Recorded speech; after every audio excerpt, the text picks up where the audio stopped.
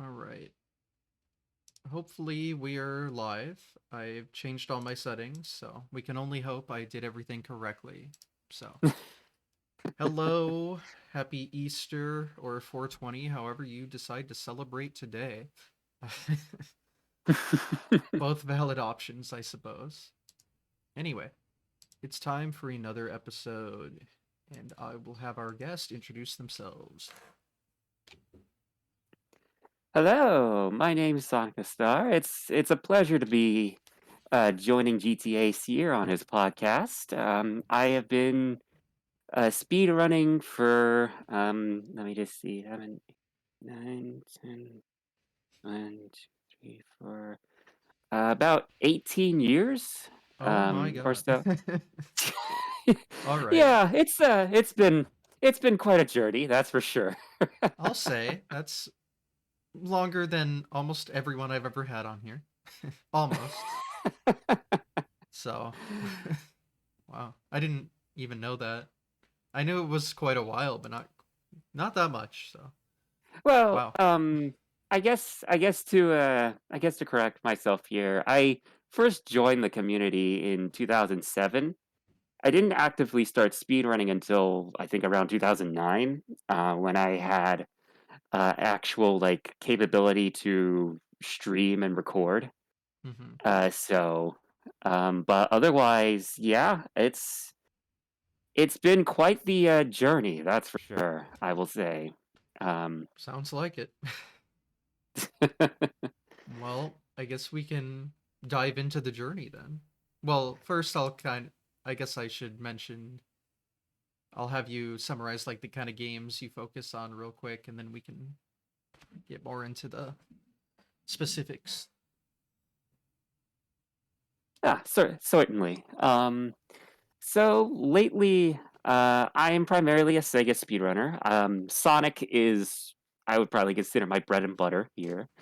But I also do all sorts of other Sega related games. So Rocket Knight Adventures, Streets of Rage.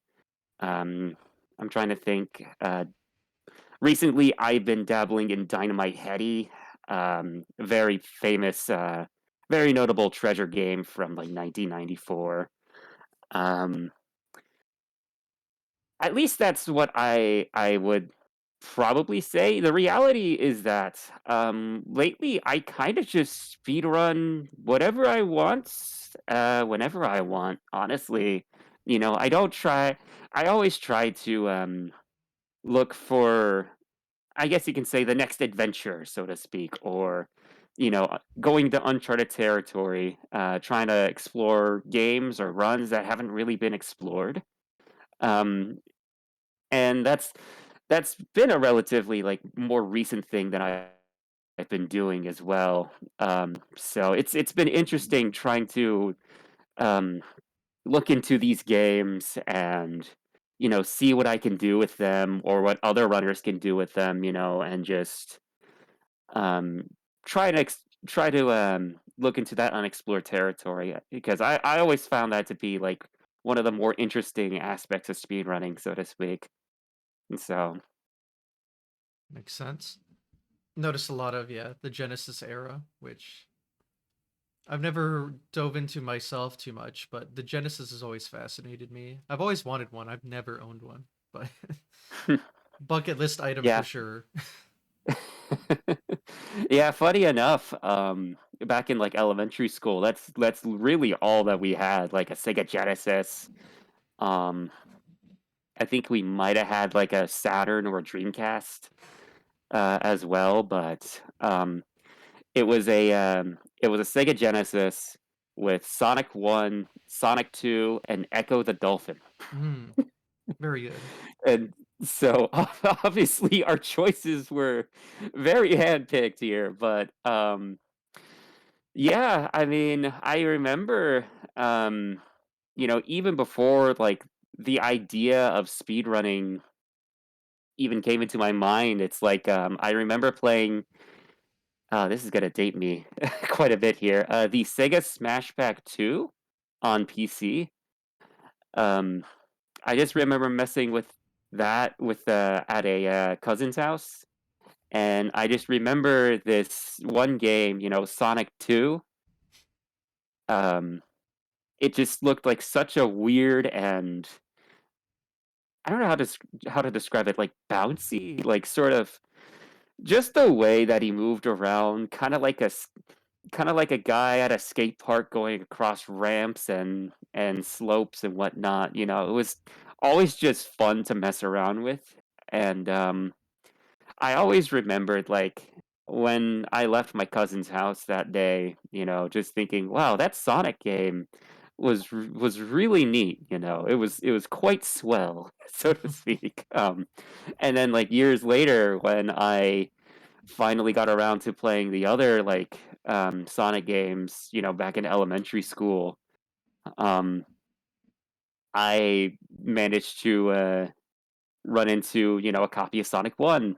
And I just remember just messing around with that, just being able to I don't know how to describe it, it's like just that feeling of being able to have so much freedom was always so inviting to me. And I guess subconsciously it made me just want to try and push that freedom to its limit, so to speak, like how fast I can maneuver around, bounce around, so to speak. So, and I guess that's really why I got so attached to speedrunning.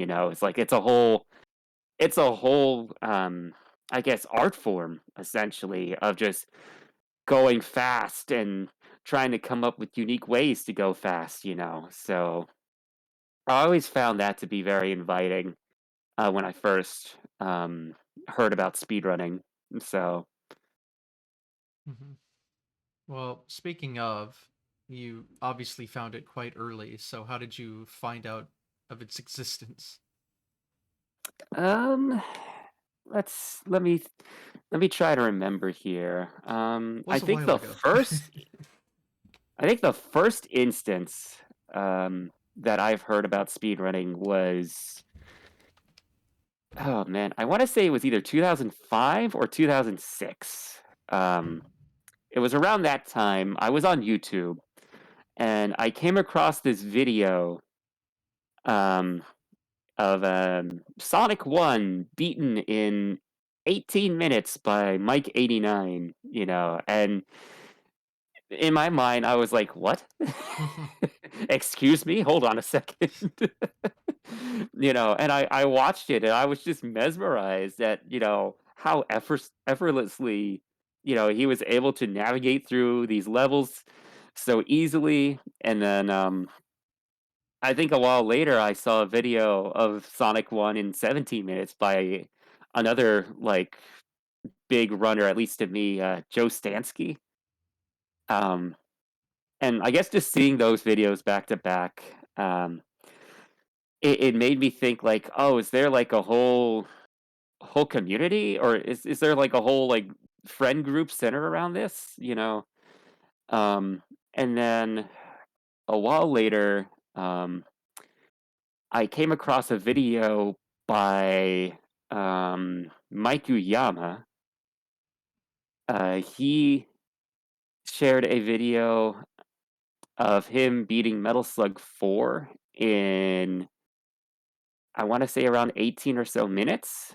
Um, because that's another thing. Like, I was also very big into like Metal Slug, those kind of arcade style games. It was one of those things where I saw videos of it before, but I never actually got around to playing it. But like seeing him dance around these enemies, utilizing all these weapons and bombs and all that in such a meticulous plan and manner, it made me think like this is just the amount of effort that was put into like planning everything. It really does feel like an art form of sorts. um so and then that's where I came across Speed Demos Archive shortly afterwards. So um i joined I joined the community, and um I wasn't very active um, until like 2009 or so, when everybody started doing races and whatnot. Um, I was in the middle of like going through high school at that time, so obviously my attention was put towards going to a good college and trying to make sure my grades are up. Um, so I didn't exactly have a whole lot of time to like sit down and do runs, especially since like back then, submitting to SDA required, you having to mail your runs over to another person's house so that they can upload it to their server. And, me being a little kid, obviously my family wasn't going to let me just send random letters out to people, so. Yeah, but either way, I think years later, I think around 2012 is when I actively started speedrunning for real. My first like genuine PB was in Sonic Riders. Hmm. Um, and I remember um,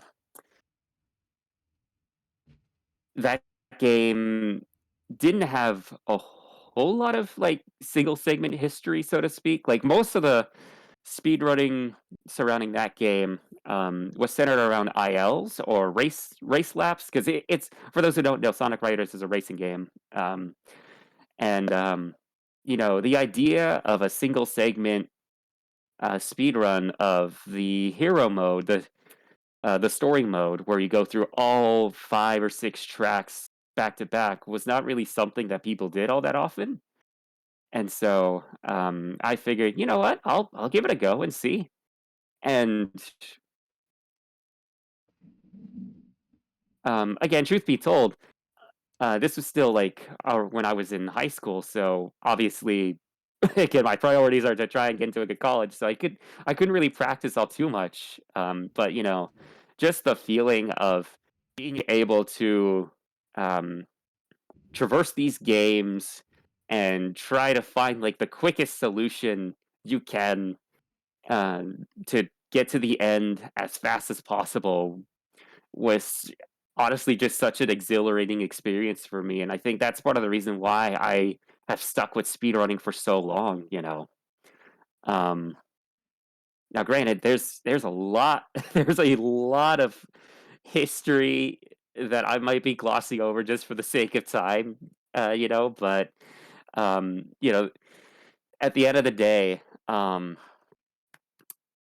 think, um, that desire to I guess, really pushed myself to really take a good look at myself and to understand where I can improve, where I can be better, um, has helped me stick with speedrunning all the way up to this point now, because truth be told, I have learned like a lot of valuable things from my time at speedrunning, how to plan for certain things, how to assess certain situations, um, and just overall having the confidence to understand that I am not a perfect human being, and that's okay. So long as you do what you can to try your best and to give it your all in an honest manner,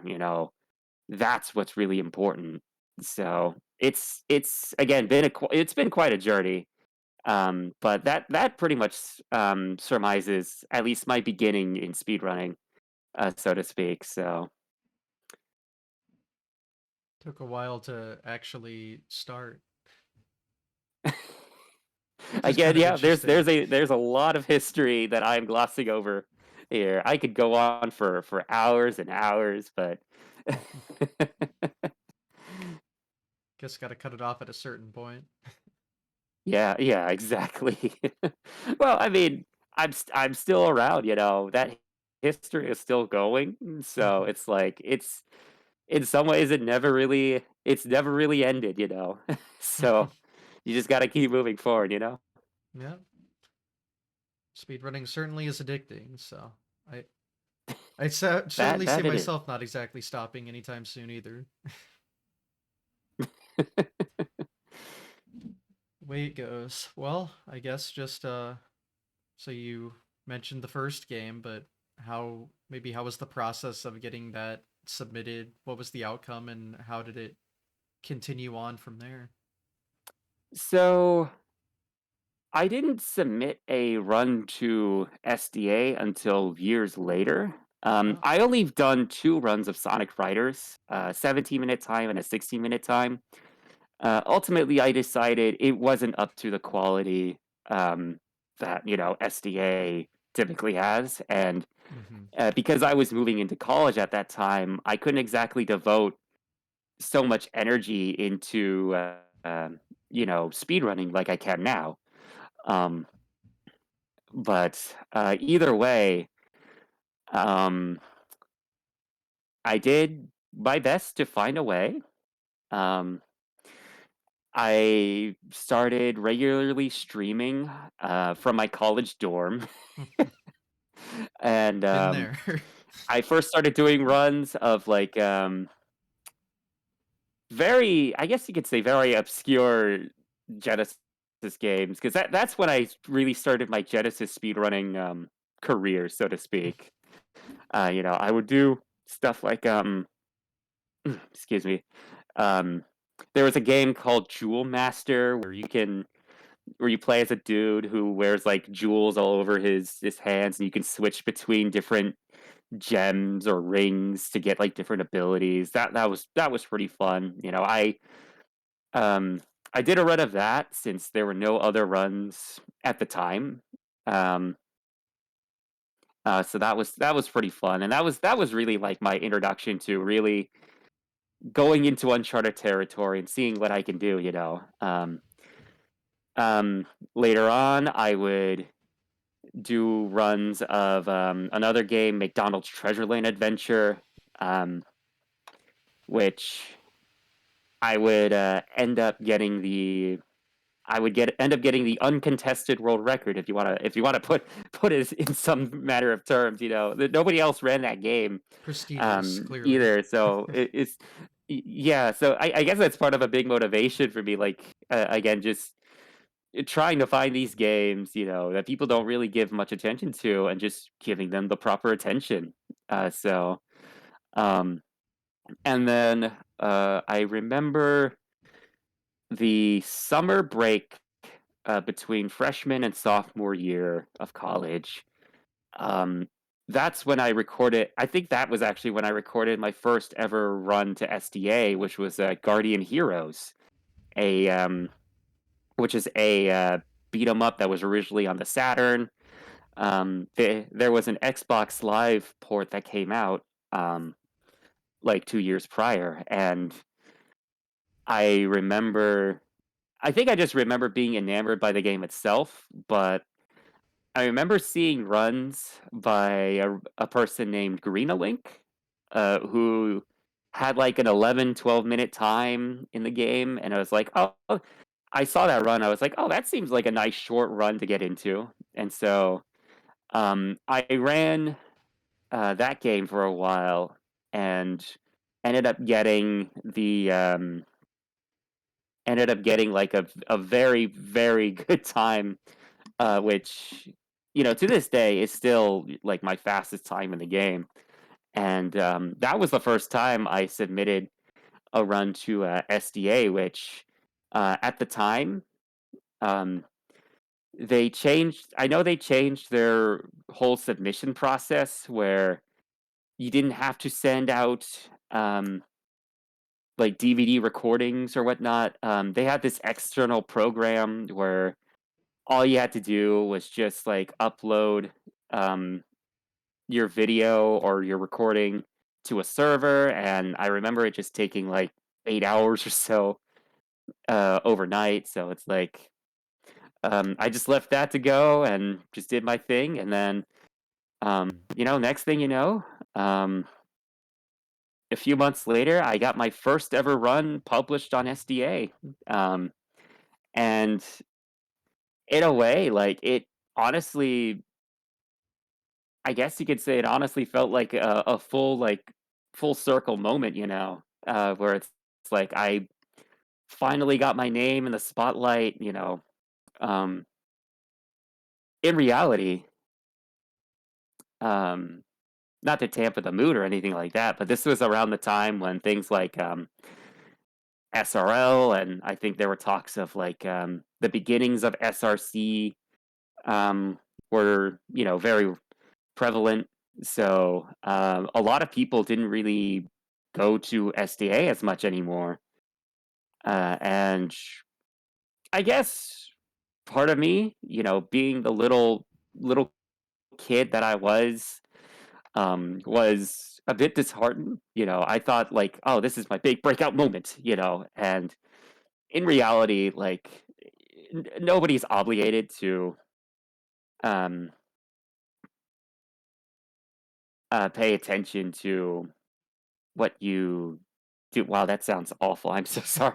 Um, I'm trying to think of the best way to say this. It's like I know not what the everybody. goal here is, but y- I'm sorry. I was just saying I know what you're trying to say essentially, but Yeah, yeah. yeah. Like everybody has their own goals. Everybody has their own things that they're doing. Um, and just because you don't get um the attention that you believe you deserve, that doesn't make you any worse of a runner or a person. Mhm. What matters is whether or not you are fulfilled with what you've done.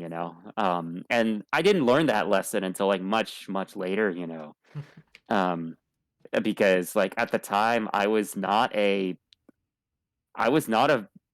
very well liked person back then. A lot of people did Trouble. not want anything to do with me. So a lot of my time was spent just kind of in my own corner, doing my own thing. And as much as it hurt to not really be a part of a community or to be a part of that whole community feeling, I nonetheless was satisfied with the runs that I was able to do at that time. And, ultimately, um, it ended up getting to a point where I would continue to just focus on myself. I would run all sorts of other games. I would end up picking up Gunstar Superheroes at a convention that I went to, and just learning the speedrun to that. Which eventually I focused on that so much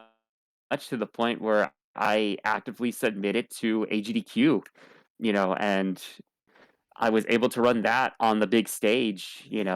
Because at the time, um, that was like another that was another like event or entity that was starting to become pretty prevalent in the speedrun community, so to speak. So it's like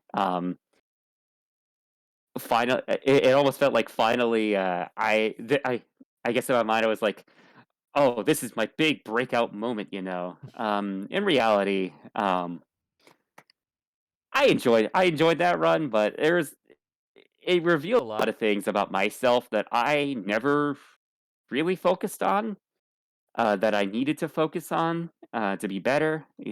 And as much as I guess I wasn't that, I guess, pardon me, I guess as much as I'm not like super fond of that run nowadays, it did teach me a lot of things that were important. And nonetheless, I think it was a worthwhile thing for me to do, to be better. And so, nonetheless, I just continued marching on. That this was around like 2016, so I think I was graduating college at that time, and Was then that event you played at AGDQ in 2016 then? I don't think you I'm sorry, mentioned what what was that? you didn't mention what Oh, exact event it was. I was just asking which one. oh, yeah, yes. I'm so sorry. No, it's So I okay. ran Gunstar Superheroes at AGDQ Okay, 2016. yeah, got it. So, um, which the lead up to that run is a whole nother story in of itself. Fair. um, but either way, in the midst of everything, um, I think the one game that I spent the most amount of time with was actually, Sonic Adventure or Sonic Adventure DX more specifically, um, because that was a game that, um, I've seen speedruns of it before, and the sheer thought of running that game was just way over my head, just it is for those who don't know, it is such a technical game at the highest level. It can be very easy to get into, depending on the category you choose, but to play it at the top level, the skill ceiling is so high, and I thought that I would never be able to, at the very least, play at that high level. So, nonetheless, I tried some of the other categories. There's obviously Sonic, but there's Tails, Knuckles, Amy, E102, Big the Cat. So I remember running E102 Gamma, which, just for those who don't know, he's kind of like a shooting gallery, um, so to speak. Like he's a robot. He allows you to shoot cer- certain enemies. And at the time there were all sorts of weird and out there skips for him that I just remember thinking, I want to try that. I want to give that a go, so to speak. And I think that was kind of the motivation for me to run that game, to finally pick up Sonic Adventure for real. And um, eventually, I remember like on the last day of summer break, the last Friday before I head back to college in 2015. Um, I was recording runs because it was getting to a. I was doing runs and I was getting to a point where I thought that I could actually like get a genuine submission for SDA again. And I just remember um, getting this one run, getting all of the tricks, getting all everything that um, the Sonic Adventure community has discovered and built up to that point. And it's like just that feeling of getting that run, so to speak. Not the Gamma run in particular, just like a run where everything just comes into place. It's so exhilarating, so to speak. Um, I'm not sure if I'm describing this properly, but it's like I get it. yeah, yeah, yeah. You get it. Yeah, we all get it. um, but yeah, I think that was the second time I ever submitted to SDA. I remember. So and I managed to get that run at like the very last possible time, and then it was off to back to college. So it was like a nice check mark before everything settled off. So um, but yeah, I mean, it was mainly running Sonic Adventure, and then maybe looking at other games every now and then.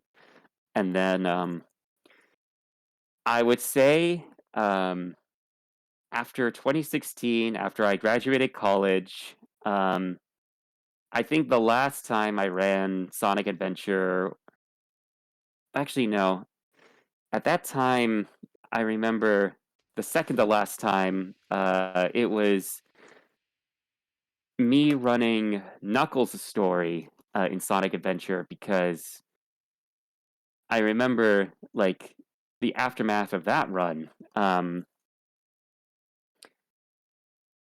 because sorry, it's taking a while for me to remember everything here. It's fine. But yeah, I just remember like looking at that run particular, and Knuckles' story. Um, his run is very notorious for just being entirely RNG, and So for some reason, I decided that was the run that I wanted to do. I think I remember looking at SDA, noticing that there wasn't a run for Knuckles' story on there. So I figured, you know what? I'm just gonna do one myself and submit it. And so um, I went through that. I managed to get a nice run. It's currently still up on SDA as well, I believe. So and then I just remember being so frustrated by all of the randomness and RNG throughout that run. I remember thinking, you know what? I just need a run that isn't like that at all. Not in the slightest, you know. Um, but the problem was that like at the time I didn't have a job. So obviously I can't go around like frivolously spending money on games to speedrun, because money was limited. And so um, I think that was when I came across uh, Flying Fox's run for Sonic CD, the 2011 version, because I remember seeing snippets of that and thinking, hey, that seems like a nice, fun run. But at the same time, this is a classic Sonic game, and at the time there was a general stigma surrounding classic Sonic being so difficult and so insurmountably um, tough to run because of like, excuse me, because of all the zips and glitches. You know, I was admittedly kind of intimidated to run Sonic CD for a while because I thought it would be the same thing, but the 2011 version is an entirely different version. It's a complete remake. There are no zips or whatnot. It's just straightforward execution. And it just so happened that I had a copy of that version on my Xbox. So I just figured, you know what? While I'm looking for a new job, I'm just gonna do this for the time being. Um, so that was my stint into Sonic CD, which to me, I think that was my real magnum opus, my breakout moment. Because um, that was the first time where I was really involved in a community, um, a specific speedrunning community. That is, that was the first time I've seen a game grow and see runners come in and pick up the game and find stuff, and you know, it was such an exhilarating experience, because I remember like when I first started running the game, Flying Fox, who was pretty much the main like Sonic CD runner at the time, was looking to pick up the game again, and she noticed that I was streaming runs, so that's actually how me and her I think became friends. So that was really great, and another runner by the name of Mad Taz, um, he was also looking to get into Sonic CD again as well because he was running a category which we now call All Good Futures. Which, for those who don't know, in Sonic CD you can time travel between different periods, past, present, and future. And if you travel into the past, you destroy a robot generator. You can net something called a good future in that stage. And so the goal is to just go back in each act, in each zone, and just destroy the robot generator to get a good future in all the levels. So that was the category that he was focusing on, and it was kind of just like this perfect storm of all three of us focusing on Sonic CD at once, and um, that's what I would probably refer to as the first Sonic CD renaissance, so to speak, because before then, like, there were not many runners, um, at all, you know, like, out of all the classic Sonics, Sonic CD was probably the least ran.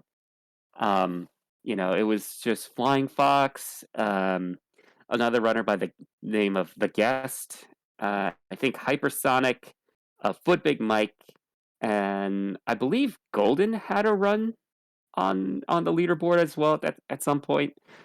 So it was not very many runners, you know. And once all of us started running the game, you know, we ended up getting like a whole mass of other people coming in, you know, and just seeing everybody just come in and start learning this game, you know, was such a fantastic feeling. And I think that was the first time that I got a legitimate world record in a game that people actively like competed in or ran in, you know, and um it's not really the record itself, you know, but rather the journey that I've I had people who actively like supported me in what I was doing, you know, something that I've not really had up until that point, you know, and just that build up to the eventual run that I would get, you know, that was something that I don't think I'll ever forget. So, um, I just need to take a moment to breathe here because I'm trying to get through this history as much as I can. So, You're doing great. ah, yeah, feel free to stop me or ask me for any questions if there's anything that you're curious Mhm. about because I can just run my mouth um Yeah, for you're doing your job well, so I don't really need to touch on anything else. um let's see. Yeah, I will say, yeah, Sonic CD, you know, um man, I just remember, you know, um there were not only were there not a whole lot of runners or runs, you know, the whole leaderboard itself was actually pretty empty. Um because I remember like so in the 2011 version, you could choose between Sonic and Tails to play as. So um, a lot of people obviously played Sonic because he is the title character. But back then, like there was just there was a lot of like unexplored territory for a classic Sonic game. Yeah, I remember, and I just know that there were a lot of unique strats that were found at that time, and I'm just trying to think, you know, like things eventually got to a point where um, I think I would start running Sonic CD at online events because those were starting to become a thing in like 2016 um, as well. So in a way, it's like it was just this like constant feedback loop of you know we run a game and then we have more people come in, find new stuff, and then we bring down the time, and then we show that off to other people who want to run the game even more, and so it just keeps on going, you know. And it's like I know that's not a very mind blowing thing, but again, to me, like this is not something that I'm used to. This is not something that I've had much experience with, and seeing that happen in a community that I was actively a part of, you know, was an absolutely mesmerizing experience, you know. Throughout the years, like for the next 4 or so years, I would focus on Sonic CD, and it would get to a point where me, Flying Fox, and Final Flame, another prominent Sonic CD runner, would all come together at AGDQ 2020 to do, I want to say, the first ever three-way race of Sonic CD, you know, and it was like, um, the fact that we even got to that point, it felt like a big crescendo, to me, sort of like a culmination of everything that has happened up until that point, so and then, from there, uh, um, let's see, 2020 in particular was actually kind of an interesting year as well because, like, a few months later, we would have our first, speedrunning tournament for Sonic CD, which is something that I was, again, not like I was never really involved with before, so it's like, that was such a unique experience, and it would end up bringing back the likes of runners like Foot Big Mike, who hadn't ran the game since I want to say 2013. Being able to like hang out with him and interacting with him and eventually racing against him in the finals.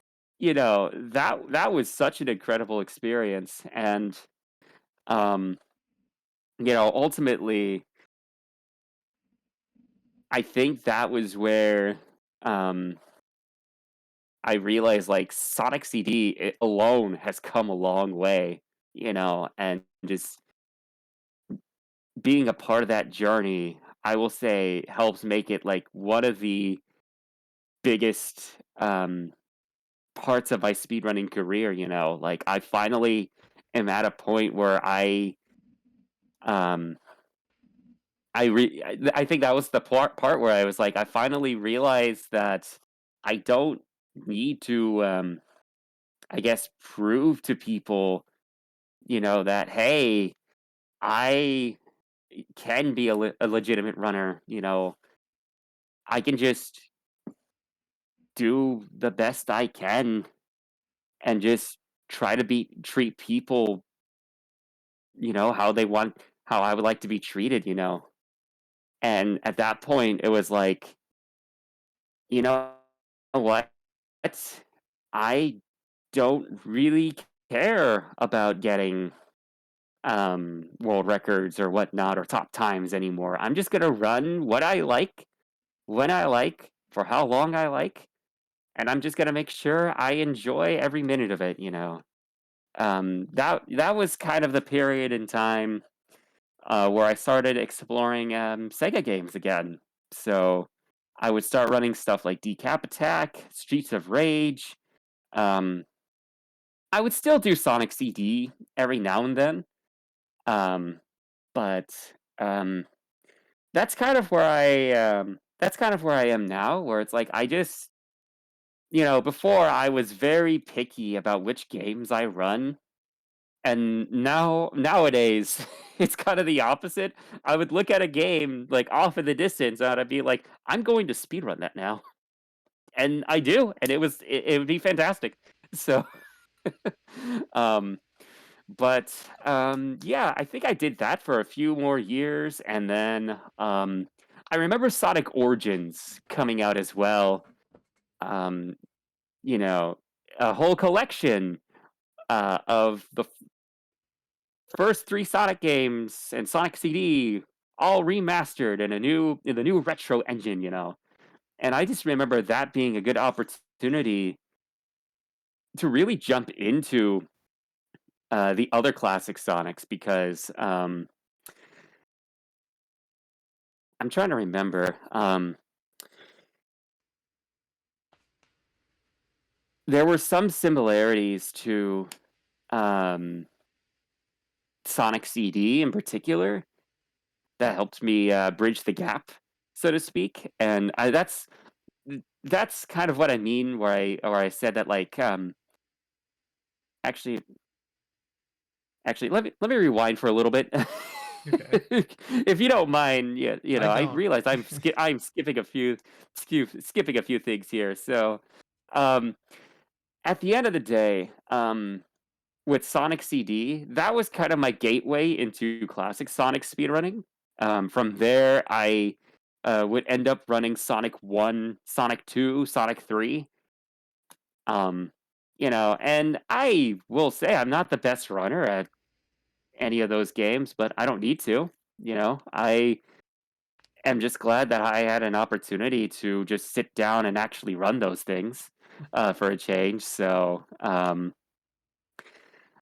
from there, I think that just helped make the jump to Origins a lot easier because it's like this is a game that doesn't involve like super precise zips and glitches. It's just pure movement.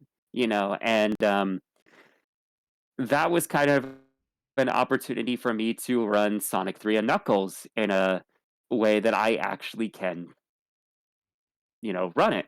Um, and so um, I started messing around with Sonic 3 and Knuckles seriously for the first time. And it was fantastic. Being able to run one of my favorite games of all time was incredible. And one of the neat things about Origins is the Plus expansion adds Amy Rose as a playable character. So in a way, I'm still kind of like going into uncharted territory, so to speak, exploring a character that not many people are familiar with. And again, just seeing that like growth and development of the run over time was an incredibly mesmerizing experience. And then I remember like a few other classic Sonic runners were kind of in the same boat. Like again, Flying Fox, Supersonic, and Joey Baby. I recall were in the midst of arranging a Sonic Origins relay of the anniversary mode, going through all of the games on that collection and just going fast and showing off each of the characters in that collection, their unique abilities. Um, and I think the plan was to have the three of them and also Argic as well um, be a part of that, which would have been very cool. But unfortunately, due to like scheduling conflicts, Argic was unfortunately not able to make it. You know, they asked me to sub in for him instead, which I'm very thankful for. And at the time, I was one of the few people who actively ran Amy and Tails for Sonic 3 in Origins. So it almost it felt like the culmination of a lot of different things in an entirely different way, where Sonic CD was the culmination of um, being able to be a part of a community, watch it grow, um, and just being able to being able to race it at such a high level. Origins was certainly a more personal culmination of sorts because um I remember like back back then, when I used to attend AGDQ, um I was very alone, and I didn't really have many friends to hang out with, because nobody wanted anything to do with me. And fast forward to AGDQ 2024, um you know, I'm on that big stage playing one of my favorite games of all time with the friends that I was able to build up and spend time with over the course of my I guess my personal renaissance, so to speak. So it really did feel like a full circle moment in and of itself, you know. So and then after that, um that's 2024. We're in 2025. At that point, I continued to just run whatever I want, whenever I want. And I guess that just brings us to now. um, so Granted, I don't have as much free time as I used to. I am now a fully grown adult. I have a job.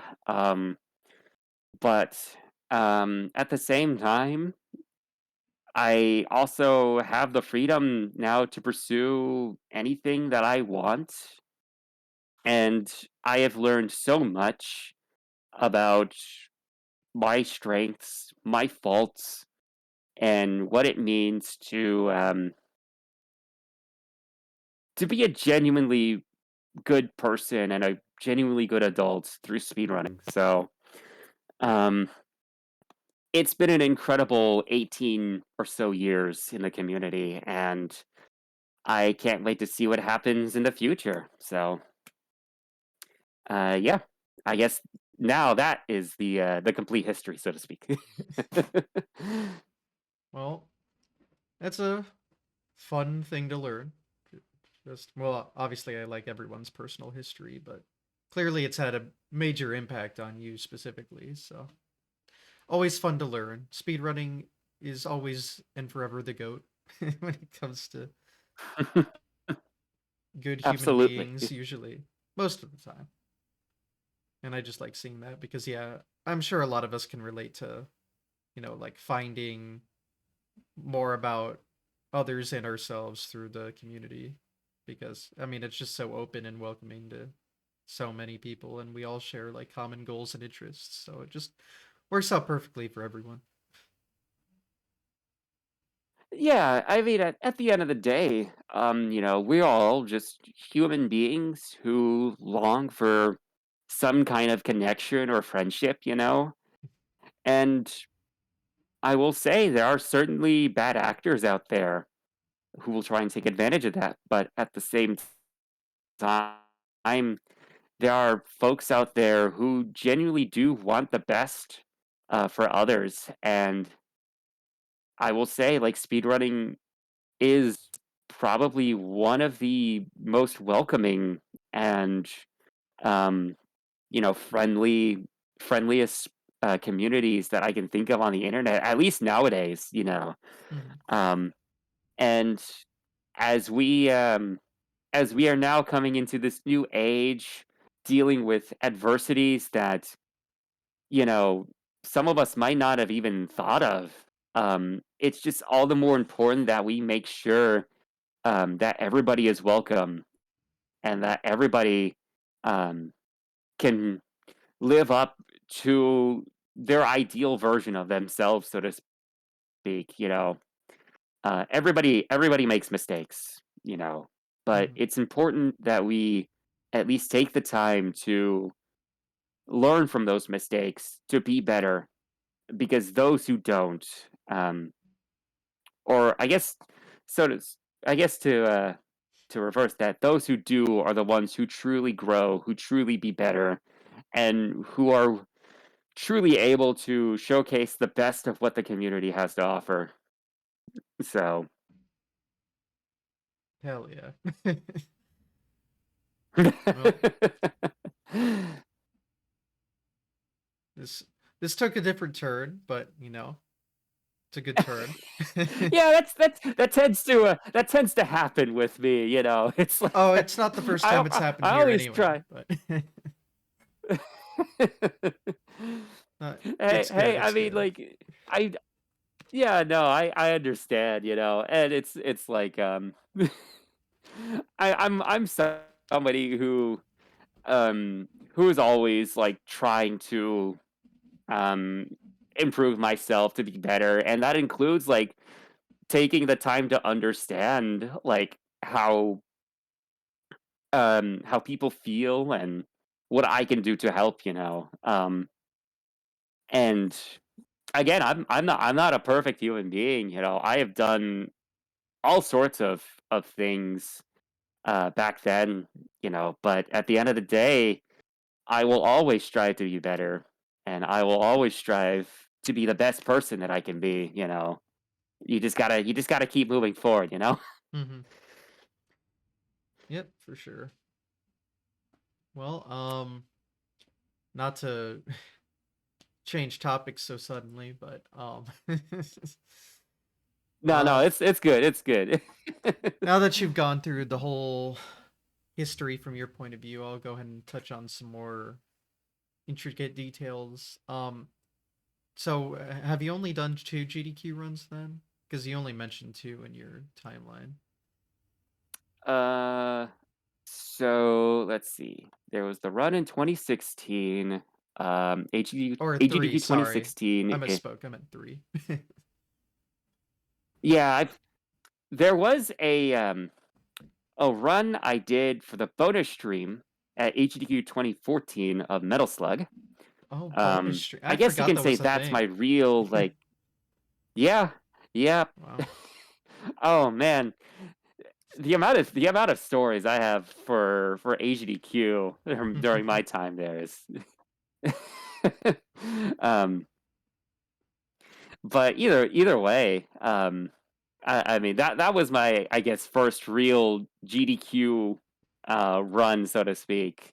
And then AGDQ 2016 was when I was in the marathon proper. So um I guess you could say four. I don't really keep track of it, to be honest. I'm just like, look, I'm at these events. I'm just here to have fun, Fair.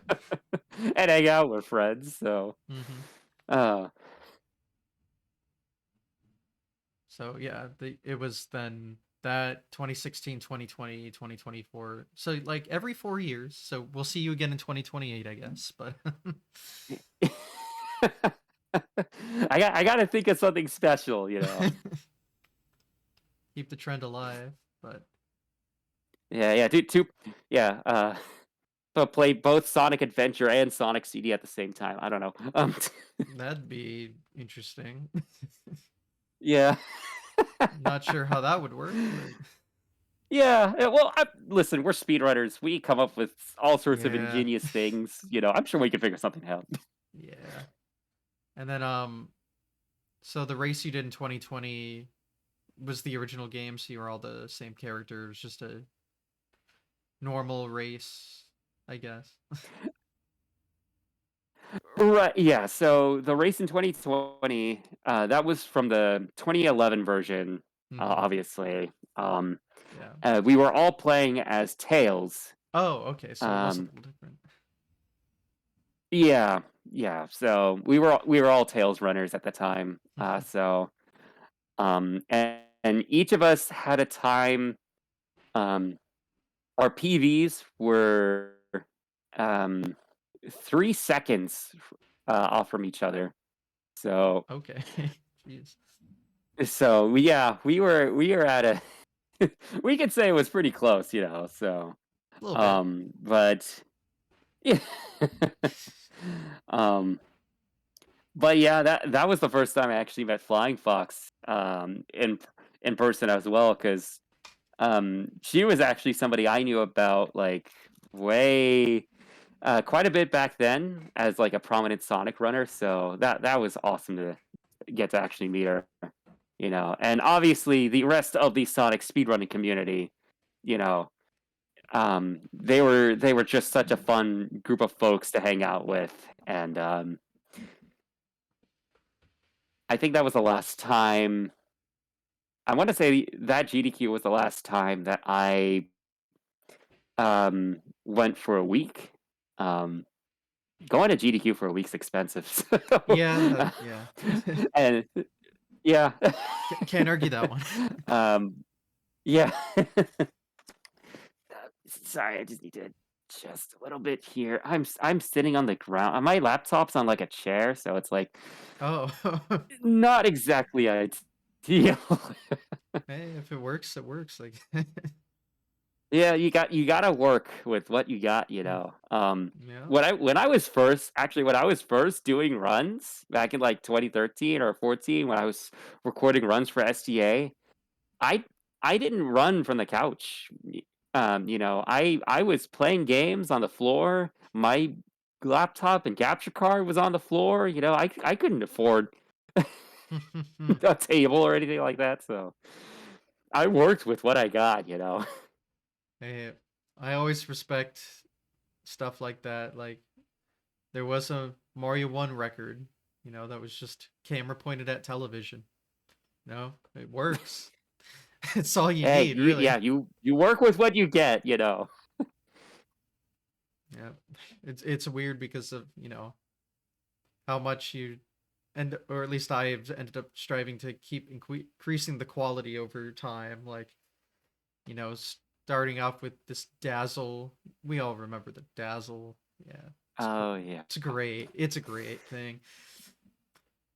But and then just Well, modding all your actually, hmm, oh, I'm sorry. Go ahead. no, I was and then like from there to getting new capture cards and modifying your consoles to output better quality and ugh. It's weird because you really don't need to do any of that. But there are weird people like me that really just can't stop quality increasing for some reason. But you don't have to. That's the point. Hey, hey, hey! Listen, you gotta offer the best product, you know, for Yes, your consumer. this is an incredible product right here. Priceless. um, yeah, funny you mentioned that because it's like one of the things that I've always had in the back of my mind was like, you know, as as the community adopts, you know, these hardware modifications, you know, higher quality equipment, you know, and like actually going through and like I said, like modding your consoles to output higher quality. I do part of me does worry about like accessibility in terms Hmm. of speedrunning, you know, but you know, at the end of the day, like it's something that the person themselves wants to pursue, you know. Oh And yeah. I think as long as we make an effort to try and you know, make things accessible for everybody, I think the speedrunning community will continue to thrive, you know, because um, I have a Dazzle as well myself, Hmm. and before that, there was another capture card I used called a VC 500, Mm. which Haven't even heard of is that even one. older. Yeah. Yeah, it's a real piece of technology, that's for sure. Mm. But either way, you know, I think it's very exciting that the community is pushing the boundaries of what I guess can and can't be considered. I guess you can say illegal, so to speak. Like I know people have talked about things like turbo and runs, and Hmm. um, you know, I don't want to start a whole debate, you know, um, but I will say like the fact that that's being allowed has helped so many people get into speedrunning, you know, especially those who have issues button mashing, you know. Hmm. And at least for me, like I'm 30, man. My body isn't what it used to be, you know. I'm getting old Hmm. and I just simply can't keep up, you know. And you know, part of that is just learning to accept that as you get older, you might not be able to compete at the super high top level, and that's okay. That doesn't diminish everything that you've done or the time that you spent doing something that you love or the people that you've spent time with, you know. Hmm. So I will never want to make fun or put down people who just want to make things more accessible to people. So, Hmm. And you can always just make another category or something, or have a little, you know, category selector or whatever. Filters is what they call it. Yeah, oh yeah, absolutely. there's You always a know, way to make something accessible, and we've been seeing more and more of it, which is nice. Yep. I actually want to mention here. Somebody mentioned in the chat here Justin TV, Hmm. which oh man, That's what I'm streaming let on me right tell now. It you. just went through a name change a few years ago, I think. Oh man, I listen. I will just say, you know, the streaming era for speedrunning was a time. so to speak. When Yeah, it first you've started, seen the whole be- progression. I joined in 2017, so I I'm a noob in I will comparison. yeah, before Justin TV, there was Ustream, Mm. and before things like OBS and XSplit, there was Adobe Flash or Adobe Live Media Encoder, Oh god. which, you know, to say that things were very rudimentary would be a bit of an understatement here. Like I'm not sure if you knew about this, but like when GDQ was first starting, um, you know, getting a game feed and a live feed was a venture in and of itself. Oh yeah, the old ones had Because like audio on track 2 or whatever.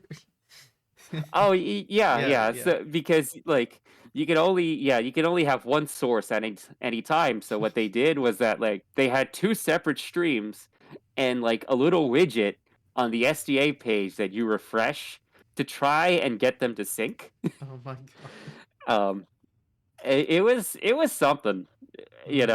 and again, like the speedrun community will come up with like anything that they can to get the results that they want.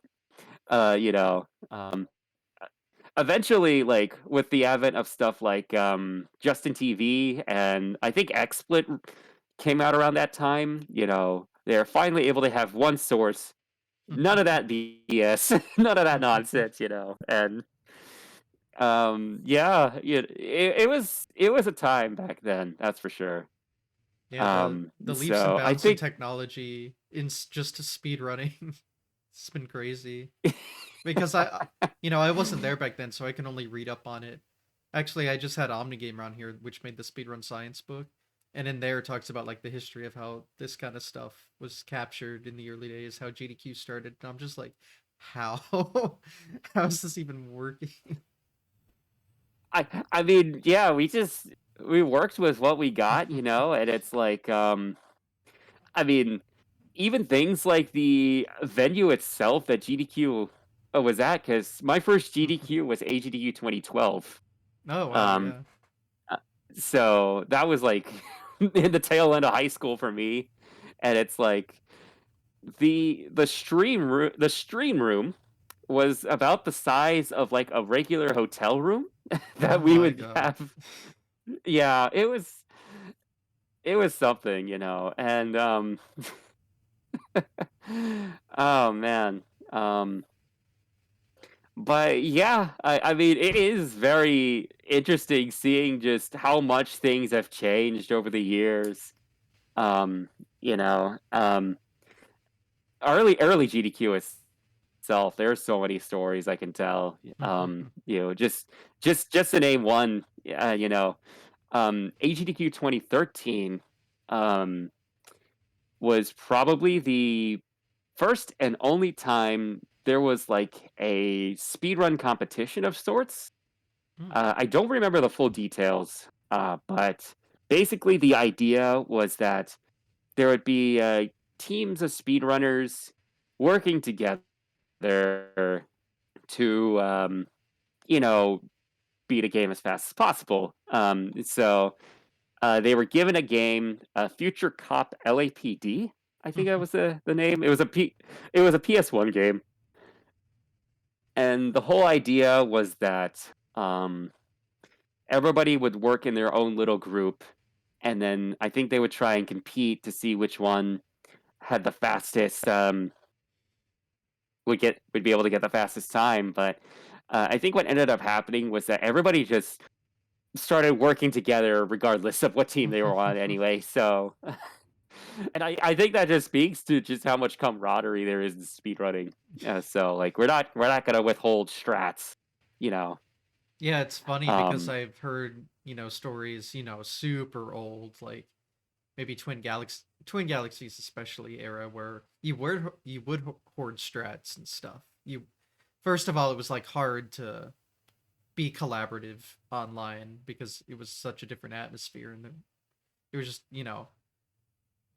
collaboration really started with SDA's forums. Before then, it was all like on different websites, or whatever, all scattered around. It was much more difficult, but Yeah, people would like hoard on to strats and stuff to try to have the best time, and how it's just evolved into like you're almost shunned for doing anything that isn't open with everyone else. Which is Well, yeah. I will. Sorry to cut you off No, it's there. fine. I will say, it's very much a product of the community at that time. Hmm. I will say for things like SDA, it will be months before you even see that run pop up. True, You yeah. know, That's so wow. it was less a matter of hoarding strats and more so just the excitement of seeing what kind of weird nonsense this person is able to cook up to get at the time that they want. Yeah, I It's wasn't that talking sort of about build up. SDA hoarding. It was more like Twin Galaxies hoarding. The era before SDA, but just to clarify. But Oh, yeah. okay, yeah. I'm not necessarily familiar with Twin Galaxies, so it's like Yeah, that's that's a whole for the nother. best, probably. So much different environment, especially back then. So Right. Absolutely. hmm. There's a reason speedrunners did their own thing. But yeah, just the whole history is very fascinating. How it has evolved so much. So, and you witnessed most of it firsthand. So that's got to be pretty interesting to look back on, because people like me can Yeah, only I read mean, about it and listen about it. yeah, it's interesting seeing I guess people's perception of what the community was like back then, you know. I will say um there are certain aspects that I do miss from the old days. That sense of community was much more tight knit back then, just because there just weren't there. The community just wasn't as big There as wasn't it is hundreds of now. thousands of So people active, really. Hmm. yeah. There weren't 200,000 people watching GDQ. Yeah. um, but yeah, I mean, like again, it's one of those things where it's like I'm not gonna take that away from people. As much as I miss that intimate community. The fact is, like, speedrunning has grown to such a length um, that it's honestly just amazing how much the art form has evolved, so to speak. Like, we have, we got speedrun documentaries, we got whole tournaments, we have, podcasts like this one, exploring other speedrunners' different personalities and ideals, and I think it's just a matter of being old. So I got to get with the times. You're not Like, even that listen, old. I guess maybe in speedrun years listen, with all the 16 year yeah, it's olds that are the speedrun years, goats now, but yeah. Yeah, like listen, um, most from what I've heard, most people back then used Twitter to communicate with other people. I didn't get a Twitter account until like 2018, Wow. um, and I guess the point that I am trying to say here is that like it's been tough trying to adapt to modern speedrunning, so to speak. At least for me. But nonetheless, I will try my best. I will keep on fighting. I am not going to give up to try and be the best person that I can be, so to speak. Because who am I to decide how things should or shouldn't be? Hmm. Like I have more important things to think about nowadays. I'm not gonna micromanage a hobby. So Yeah. And it's like impossible to not find enjoyment in at least some aspect. And plus, if you miss the tight knitness, there are smaller events that exist, or like the online events. Now that's not seeing in person the groups or whatever, but I don't know. There's stuff out there for everyone. I think it's the point I'm trying to make here. yeah, no, I understand. Like there are definitely other events, other communities out there. Um, They will always be there. It's just a matter of taking the time to try and find them, you know? Mhm. So Yep. But we're doing it. Everyone's doing it. yeah, yeah. Speaking of, smaller communities, I do wanna give a shout out to, the, Sega crew. Mhm. It's a Sega-centric, speedrunning community, or just a general Sega community, so to speak. You know, they've been a home for many different, like, assorted Sega-related events, including speedrunning, and they've really helped push the boundary, so to speak, trying to spread the word, you know? Mhm. And, it's it's interesting, you know, um, as someone who's been in the community for so long, like, I may doubt myself when it comes to whether or not I can fit in with, I guess, the newer crowd in speedrunning, so to speak. But even then, like, there will always be people who will try to include you, you know, who will try to make you a part of that community, so to speak. And it can be scary, you know, to think about sometimes because it's like you're not sure whether or not they are genuinely interested in having you around or they have any ulterior motives or anything like that. But, you know, I think it's just a matter of um, taking that chance, so to speak. Um, because who knows, you might end up finding like genuine lifelong friends, so to speak. Mhm. I know that's something that I've struggled with for a long time. You know, it's like that's part of the reason why I'm not super active. I guess nowadays it's like I don't know if they're gonna hurt me or if I'm gonna hurt them. You know, but it's been a slow process of just I guess opening up and really just getting to meet all sorts of awesome people nowadays. So Yeah, it's definitely the highlight for me personally. That's why, despite the cries of my wallet, go to every GDQ I can. So Y yeah, yeah. that's unfortunately,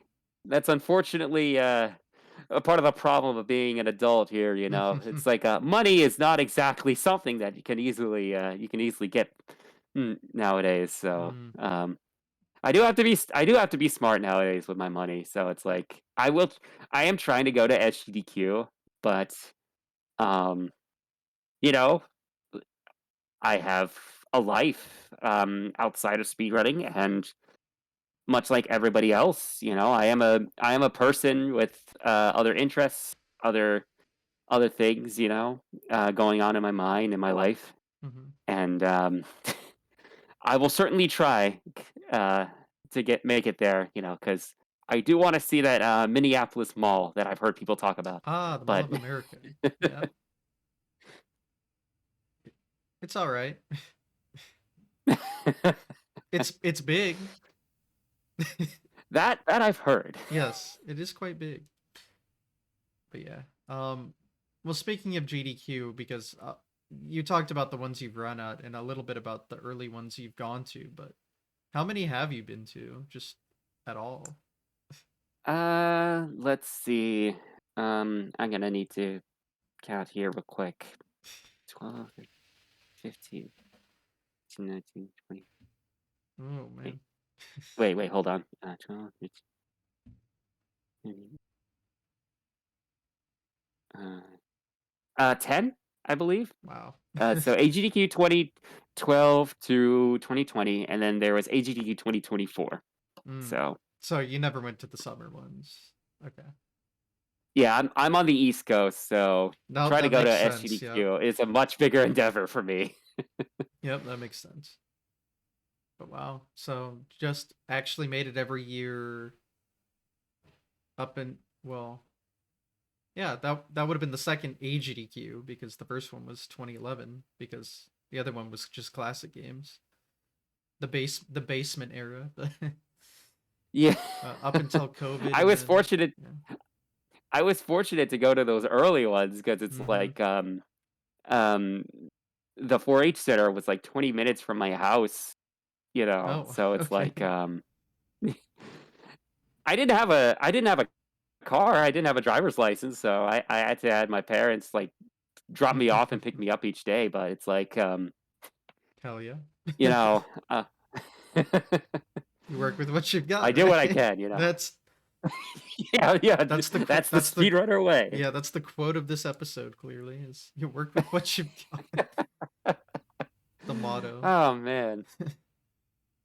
But yeah, I part of me wishes I could have gone to those early events. The first one I went to was summer 2018, so you can imagine it's Mm. already kind of fully monetized by that point, but I just didn't know. Yeah, and I mean, in some ways, I do miss the old, HDQ, but at the same time, I think, the community is in a good place right now, Oh, I with, love modern modern GDQ, GDQ. with everything that happened. Yeah. Yeah, and, you know, for as much as we all have differing opinions on how things are ran, so to speak, I will say that sense of community is, as strong as ever, Hmm. and I certainly will take being able to go to those events on my own fruition with my own money and my own car rather than trying to hold out on being able to be picked up or dropped off each day.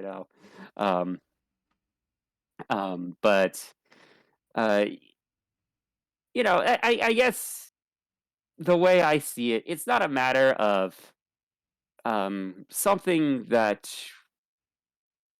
you know is gone forever, or something that is uh, an issue now, so to Yeah. speak. Um, but I guess that's one thing. I think I would love to see folks do moving forward. It's like just trying to make things a bit more interconnected again. And I know that's impossible nowadays with just how many people attend these things, but it's like there are so many different people nowadays that I would love to meet, and I don't have the time because everybody's scattered around doing other things. So Hmm. I guess what's nice about the modern era, like I love what GDQ is doing right now personally, and it's of course like the central hub for everyone to get together. But and if you want that smaller, more connected feeling, there are now a bunch of spread out smaller events that can do that for you. So again, there's something for everyone nowadays, which is what's very nice.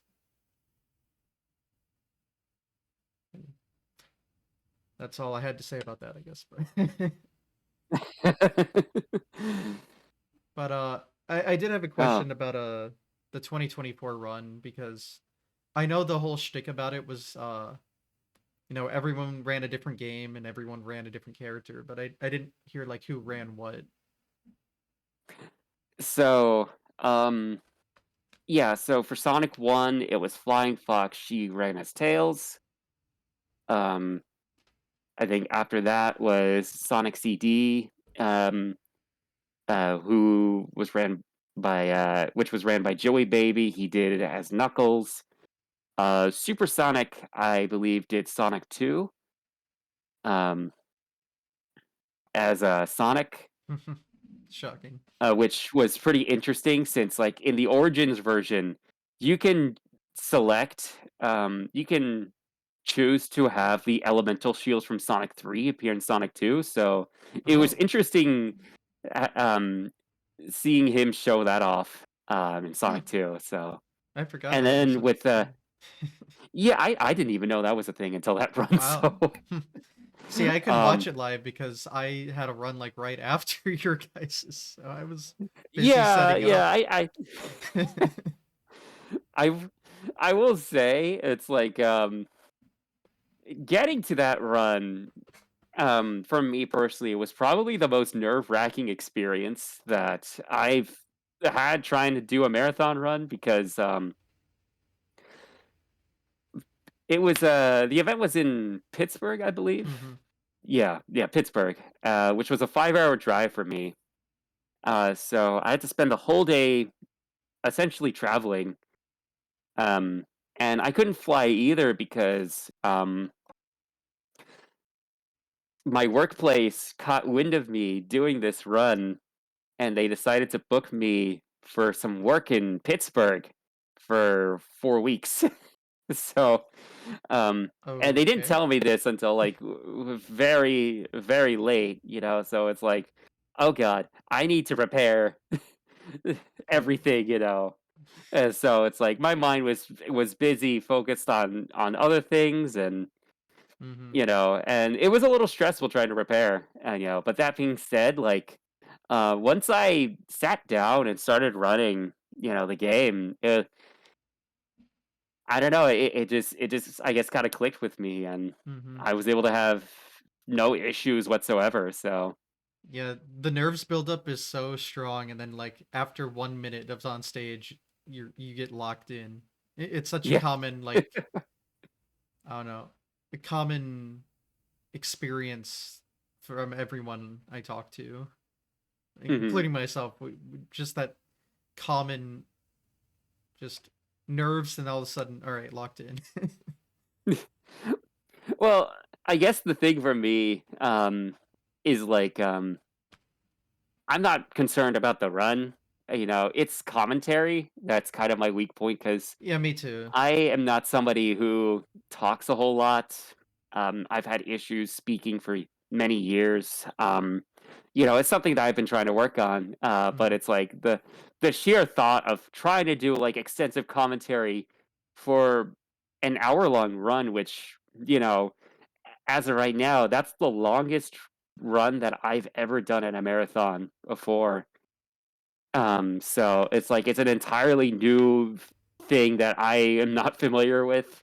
Mhm. Um, and it's like I was worried whether or not I would be able to live up to the expectations of everybody in the community, but so far, at the very least at the time, like that run, I guess in particular, that whole relay um has allowed me to connect with so many new people um at that time, like I think that was the first time I ran into you, actually. I Probably, which don't is funny remember. because I would have been at HDQ 2019 and 2020, but events are Y large. yeah, yeah, events are large. There's, like, what, 2,000 people attending these just things just a nowadays? few, just a few. Oh, man.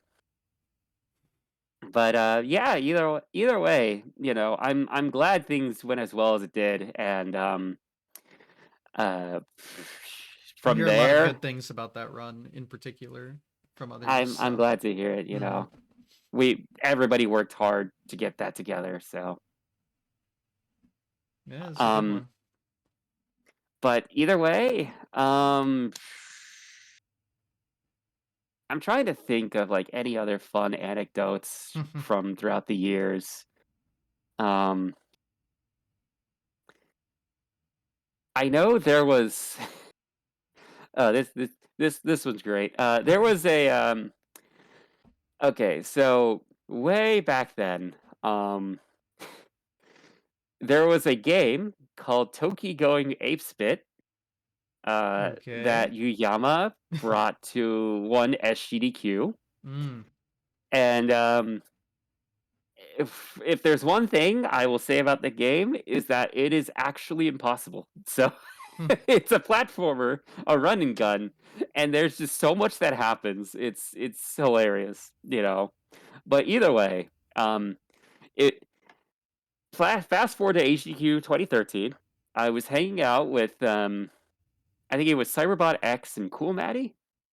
We were just talking about stuff. I don't remember, and I see this this cart, of Toki just conspicuously on the ground. As I look over, it's like, oh hey, look at this thing. I plop it in, and it as it turns out, Yuyama was just standing in the door somewhere, outside of the door in the room that we were in, I bring him over. He was telling me about like you know the real Toki going ape spit, how difficult it is.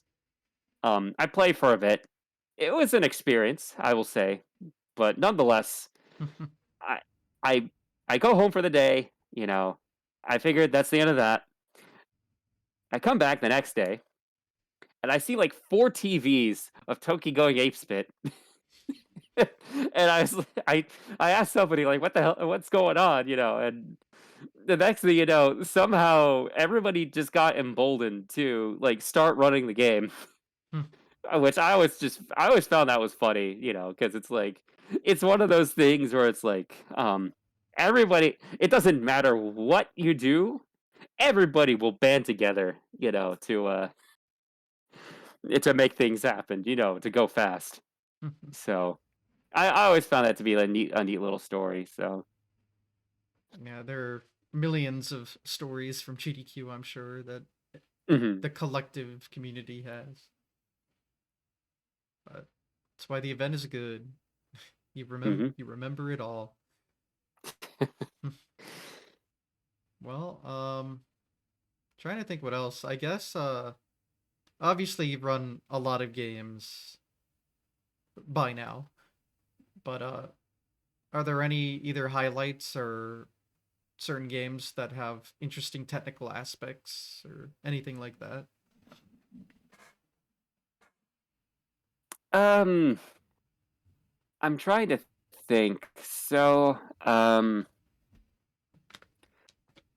I can certainly say for things like Sonic CD, um, there was a lot of there were a lot of different strats that were discovered over the years.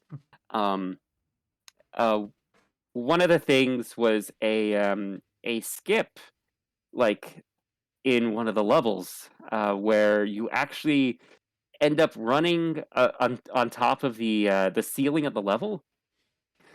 And I think that skip was found before I started running the game, but I always found it like real interesting that they there weren't really many tricks like that in the game, but the fact that there wasn't just made that skip all that more interesting to me because it's like it's not a zip, you know, but you basically do like a precise spin dash in I I think the level is Tidal Tempest 1, where at the start of the level, it's like you start out at like the top of a slope, and then you run down the slope into the water.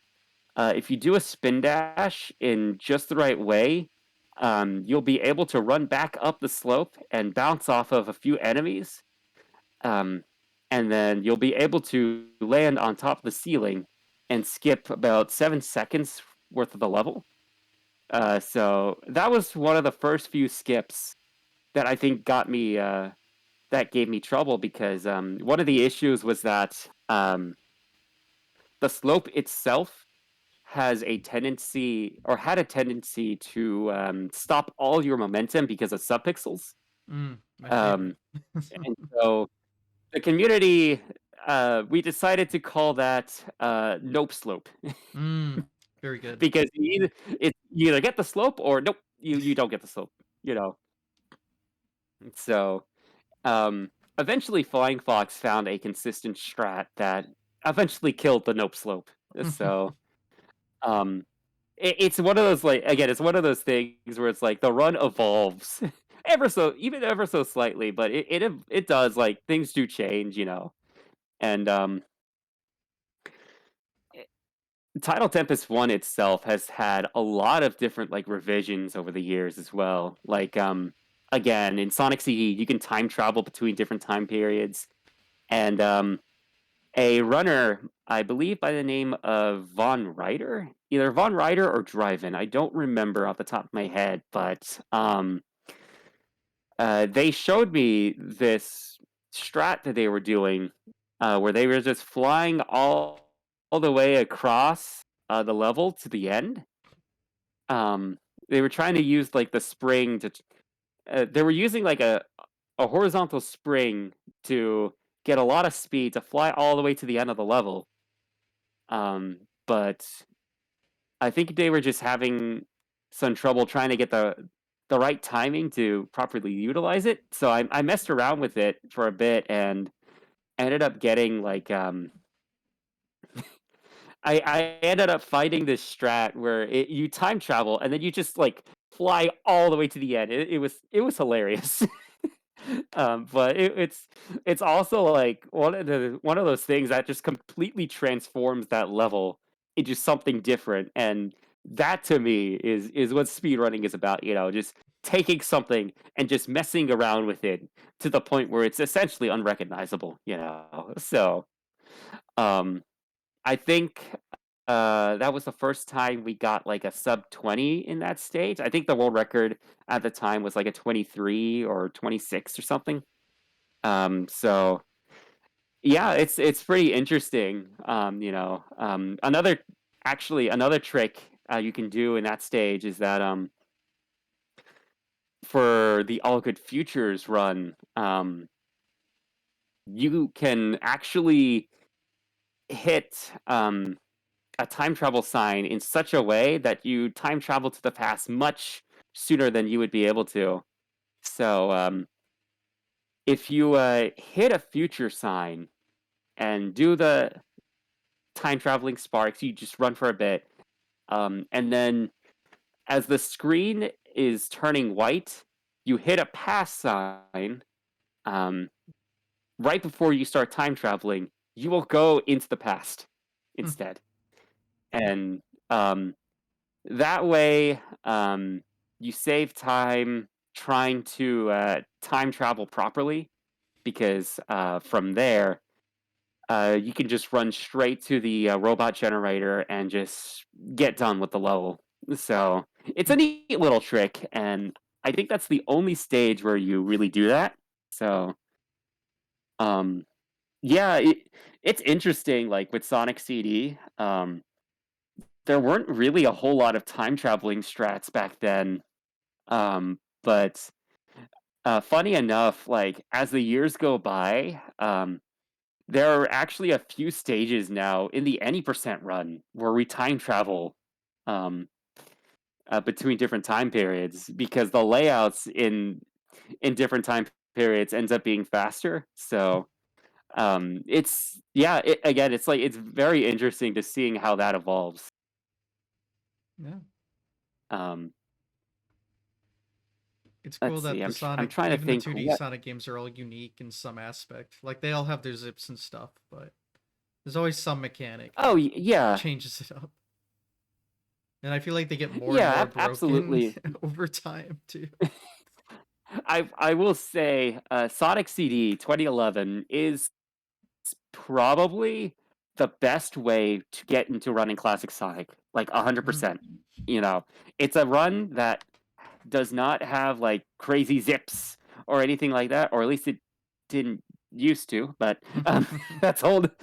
That's a whole other topic. But um, you know, it's a run that's very straightforward.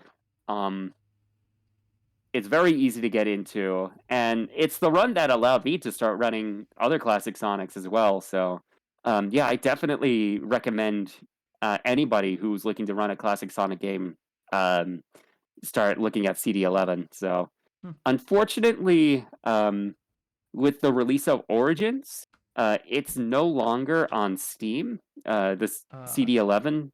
So, um, but a lot of the tricks um, in CD11 do apply in the Origins version of Sonic CD. So you should still be able to run that version with relative ease. So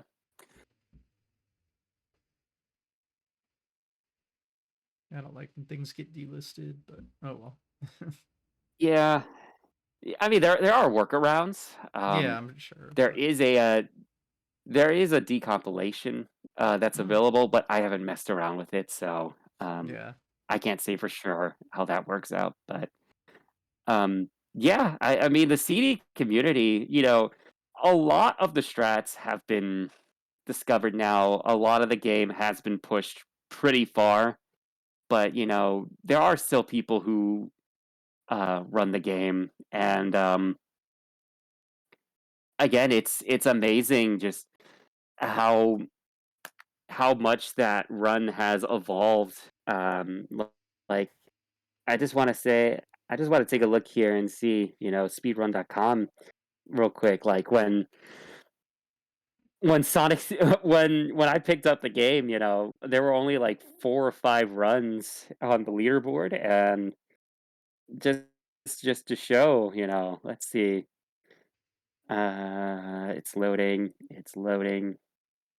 I think there were like over 50 runs on the leaderboard now. It's amazing, just to see how much things have changed. Let's see. Yeah, 76 runs just for Sonic Any Percent, which Wow. that is mind blowing to me. So um yeah, there's so much I can say about Sonic CD as well, but um let me try and think of what else here. There were a few times where I've ran like arcade games off of like MAME or whatnot. Um, there was a game called Bucky O'Hare Mm. for the arcade that I ran a while back, which didn't have many runners back then, and it was a game that I always found kind of interesting because like I've played like Simpsons Arcade back then. Um, so Bucky O'Hare was something that was completely out of my comfort zone, so to speak. And it's an interesting like run and gun beat 'em up, so to speak. Hmm. So um, There's an NES I picked up. version, Hmm? but there's an NES game called that, but I haven't heard of the arcade version, so I don't know how much it differs, but it sounds like quite a bit then. Oh yeah, it's completely different. Okay. Yeah, I And figured you would know. So. apparently apparently, apparently the arcade version was actually meant to be like the canon ending for the cartoon, from what I understand. So that was pretty cool. Oh. Um, yeah, yeah, it's neat, If you want your ending, give But us either money and way, beat the game. Just yeah, interesting decision, but okay. there- pay to win, folks. Mm. Oh man. But either way, like I remember running that game for a while, and I ended up finding out that like one character in particular just completely destroys bosses. Hmm. Uh, you know. So each of the characters, Bucky, Deadeye Duck, um, I don't remember the cat woman's name, but her and then Blinky, you know, they have an ability where if you like double tap, if you tap the shoot button and the jump button at the same time, they can do like a special, I believe. Blinky's special is a flamethrower that does damage every single frame. Hmm. And so I ended up just utilizing that, and ended up saving so much time throughout the run because like I think before I was using a different character and I realized like I wasn't doing much damage, and once I switched to Blinky, I saved like 6 minutes off the run, which was Hmm. hilarious. But it's like it's even just like that little bit of looking into a game, it's interesting the kind of stuff that you can find. There was another game I think called Dyna Blade or something. I don't remember. Dynagear. Dynagear. That was it. It's another like simple run and gun, and I've ended up having this habit of playing games at the wrong difficulty, Hmm. because um, what would happen was that I would do these runs and I wouldn't get anywhere near the record, and as it turns out, like they were playing on on a different difficulty, and so, um, once I figured that out, ended up getting a lot closer, but, it's very nice, that when even if it's just one run, I find that can sometimes be enough to just get the ball rolling, so to speak. So I'm otherwise, very much thankful that those people even did those runs in the first place, because it's like, hey, never know what you'd be able to find. So, um, and then one particular run that I've done that I thought was pretty interesting was Ninja Gaiden, which sounds I know it sounds very odd for a Sega runner, but um, there is a Master System version of Ninja Gaiden that was released.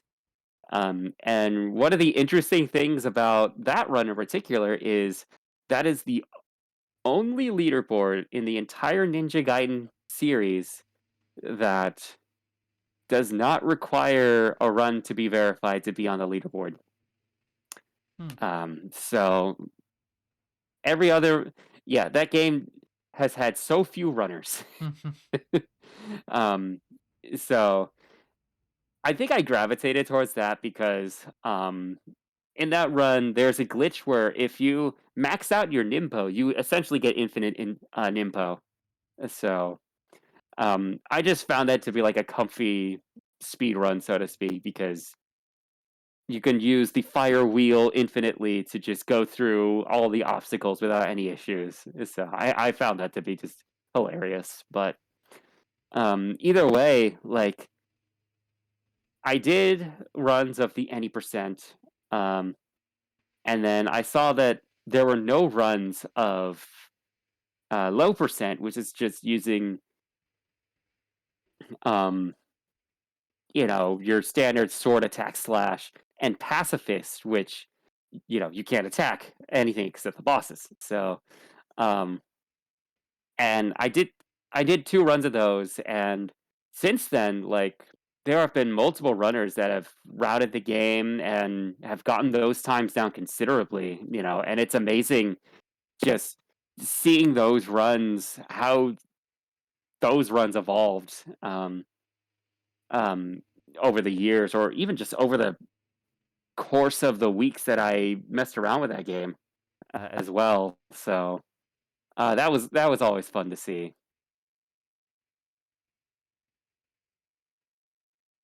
Oh, I'm trying to think what other fun tidbits here. yeah, I know your list is quite long, so can be a Yeah, bit hard to it's gonna find. it will take a while. So, Yeah, I got it. Don't have to cover everything, that's for sure. We'd be here a little too long. yeah, yeah. I don't know. Right now, my energy is just focused on trying to upload all my old runs to YouTube. So, Ah, yes, the old um, highlight max, whatever. Twitch BS. yeah, yeah. We're Well, all it's scared. been interesting going through all those runs over the years. Yeah, just seeing all the different kinds of games that I've ran, and um, really like it really does feel like I've come such a long way because it's like there have been games that I've ran that before I was just incredibly intimidated to run, like a Dynamite Heady that I mentioned earlier. Um, that game was a game that I've always wanted to try out. I've always wanted to run in some capacity, and um, I was just so intimidated because of the length and the randomness. I thought that I would never be able to pull off a decent run, back then. And this was around the time where I was just concerned about more about my own personal appearance to the outside world rather than whether or not I'll enjoy actually running something, you know. And nowadays, it's like I look at this game as like again like I'm I look at this game, I'm just like, I'm going to speedrun this now. I don't care what happens, and I now I've submitted it to SGDQ of all things, and it's like, um, the fact that, you could just, as long as you take the time to learn the game and to do the best you can, you really, there's no telling, the heights that you'd be able to achieve. So, um, that's why I always tell folks, like, don't don't do it to for any sort of, don't do a run just to get like some sort of status, or don't do it just to appease others. Do it for yourself, you know. And sooner or later, people will come across it, across your work, because I think it's very easy to like do these runs, do whatever you can, um, just to try and I guess appease people, or I guess try to um, pardon me. I guess what I'm trying to say is that like it is very easy to just do something for the sake of doing it because um again, everybody wants to be accepted, everybody wants to be accepted in some form or another. They want to find that sense of community, you know um and the reality is that it's not possible to get along with everybody out there, because everybody has different viewpoints, different ideals, and at the end of the day, what's important is just making sure that you yourself can be the best person you can possibly be, and that may mean that you don't have the most optimal time out there, and that's okay, you know. What's important is just being honest to yourself and being honest to others, and just making sure that you can be the best person you can be, because sooner or later there will be people out there who will want to be with you, you know. It's just a matter of time. So, I think that's part of the reason why at this point, I have just ran whatever I want, because it's like, I just want to have fun going fast in games. So, It's a good reason to but do it. yeah, Should be fun first and foremost, I say. And we've all struggled right, with things exactly. stopping being fun, especially if you get to a high level, but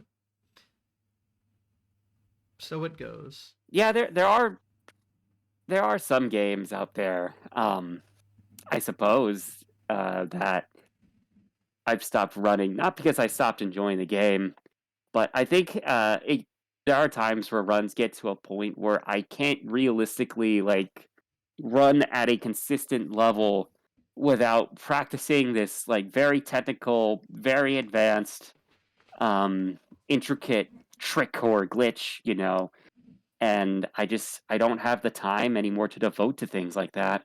And that's unfortunate, but um hey, I mean, I'm not gonna stop people from pursuing that sort of thing if they want to go and do all those tricks and whatnot. So,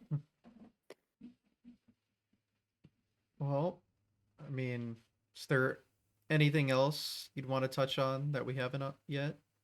I'm like pretty much out of questions except for like the ending spiel, but um,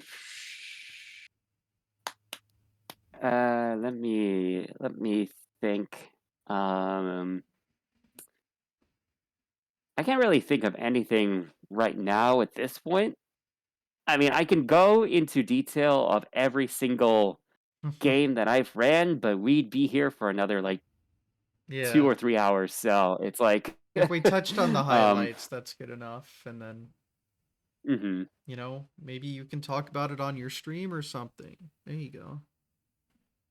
Yeah, yeah, yeah, of course, of course.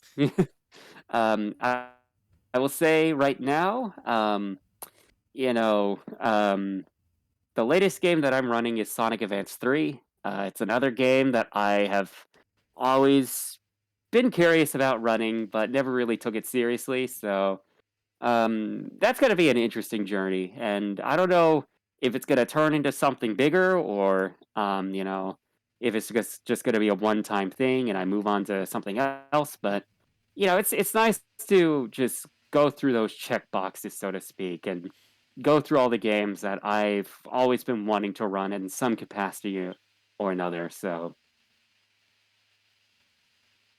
Got it. Or, but yeah, that's pretty so, much all I have. So. so yeah, that's the. Do you have any like more far future plans in terms of speedrunning or anything? Um, I suppose I would like to